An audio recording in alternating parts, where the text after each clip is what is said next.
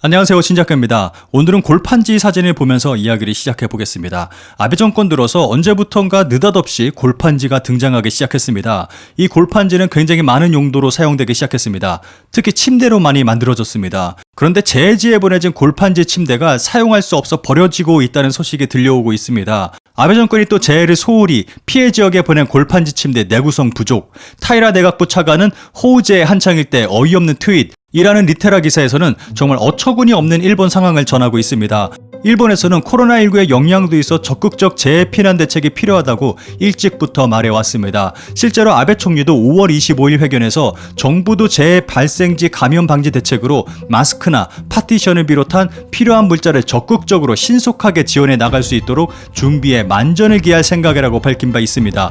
그런데 그렇게 적극적 지원으로 정부가 재해지에 보낸 골판지 침대가 재해지에서 전혀 쓸모 없었다는 증언이 나오고 있습니다. 7월 4일 NHK 뉴스에서는 내각부가 골판지 침대를 1000개, 비접촉형 체온계 100개를 쿠마모토현 광역물류 거점으로 수송하기 시작했다고 보도했습니다. 그러나 7일 방송의 월드 비즈니스 세틀라이트에 의하면 심각한 피해를 보고 있는 쿠마모토현 히데요시시의 피난처 체육관에 도착한 골판지 침대에 대해서 현지에 들어가 있는 전문가가 일부 골판지 침대의 내구성이 불충분하다고 지적하며 대부분이 사용되지 않고 있다고 밝혔습니다.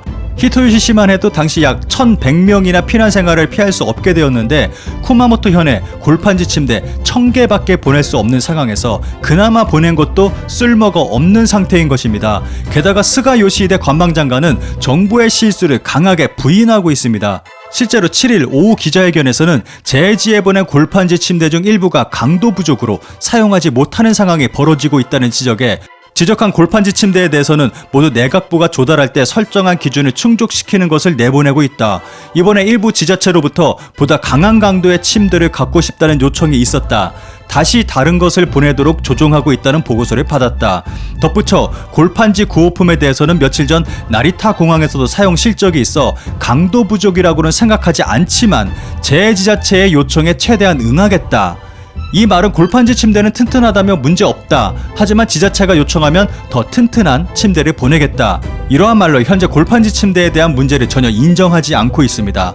아베 정권은 최근 대량 불량품이 발생한 아베노 마스크에 대해서 검증하지는 않았지만 감염 확대 방지에 일정한 효과가 있을 것으로 생각한다는 등 정부의 잘못을 전혀 인정하지 않고 문제없다는 억지스러운 주장만을 하고 있습니다. 현재 큰 피해를 받고 고통스러운 피난 생활을 하고 있는 국민들에게 보내는 골판지 침대 역시 대충대충 어영부영한 모습으로 지원하고 있는 모습을 볼 수 있습니다.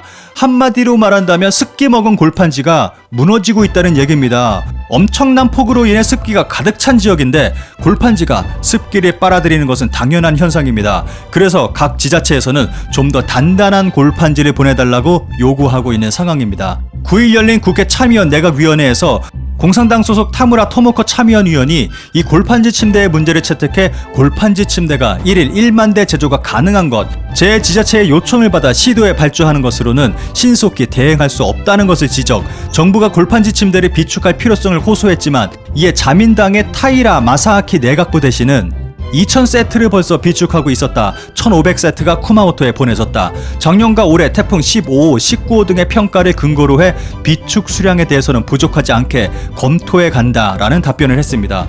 이번 폭우 대피소에는 아직도 텐트 배치가 진행되지 않은 곳도 많이 있다고 합니다. 동일본 대지진 당시 힘든 피난 생활로 인해 사망한 재해 관련사가 3,700명에 달합니다. 쿠마모토 지진 당시에도 200명을 넘었습니다. 매년 여름 발생하는 태풍 재해 때마다 항상 말이 나오는 재해지 지원에 대한 문제인데 일본 정부의 태도는 변함이 없는 것 같습니다. 그런데 여기서 가장 심각한 일본의 문제는 가장 근본적인 문제에 대한 논의가 없다는 것입니다. 왜 재해지에 골판지를 보내고 있는지, 왜 항상 골판지가 튀어나오고 있는지, 이 부분에 대한 문제 제기는 없이 좀 더 튼튼한 골판지를 보내달라는 근본을 벗어난 논의만 있을 뿐입니다. 지금 일본인들은 골판지 마법에 걸려 다른 사고는 할 수 없는 상태인 것 같습니다. 현재 일본의 골판지가 얼마나 쓸모없는 물건인지 이케아의 제품을 통해 짐작해 볼 수 있습니다.